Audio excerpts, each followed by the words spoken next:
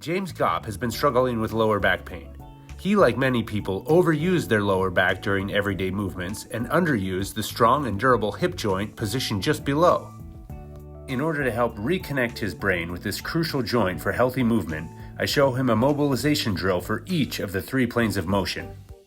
The frontal plane, which is side to side, the sagittal plane, which is forward and backward, and the transverse plane, which is rotating left and right.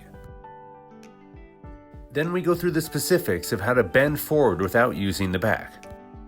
There's a big difference between this and this. In the wrong way, the lower back is creating the motion by going through flexion and extension. And in the right way, the lower back can stay locked in extension, while the hips do the forward bending by shifting backwards and tilting forward. But without hiring a personal trainer, people are never really getting any movement instruction at all. Yeah. So this is a great opportunity for you to change how you move and really reduce the amount of stress on that back. Yeah. So Thanks, man. So that'd be That's fun. great. Awesome. Yeah, it's very appreciate exciting. that.